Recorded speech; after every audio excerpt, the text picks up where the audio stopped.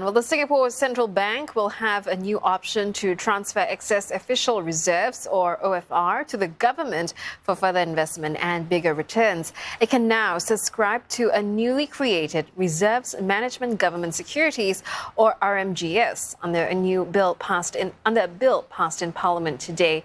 Finance Minister Lawrence Wong stressed that there are safeguards that prevent these funds from paying government spending or fiscal deficits.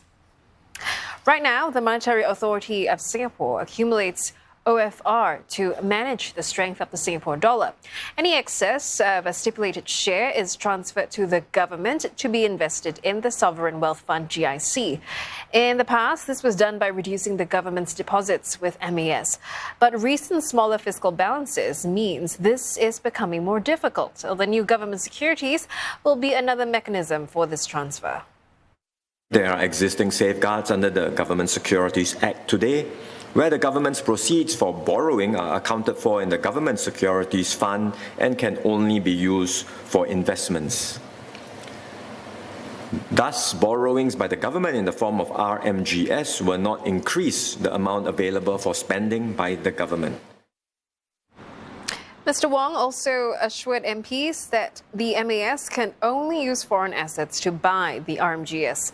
This prevents the MAS from printing more money to finance government spending or cause inflation. MPs also asked about whether the RMGS can be redeemed quickly by the MAS during a major crisis. How can the RMGS be liquidated to meet the transfer of foreign reserves back to MAS for intervention purposes? If MAS redeems the RMGS bond before maturity at par to meet OFR requirements and support the conduct of monetary policy, how much loss can the government provision for?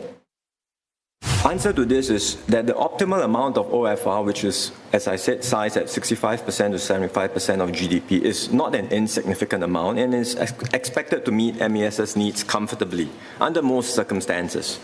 To date, there has not been a crisis where MAS's OFR has fallen below this threshold. So, MAS's OFR will only need to be topped up in a highly unlikely crisis of unprecedented scale, or what we call a tail risk event.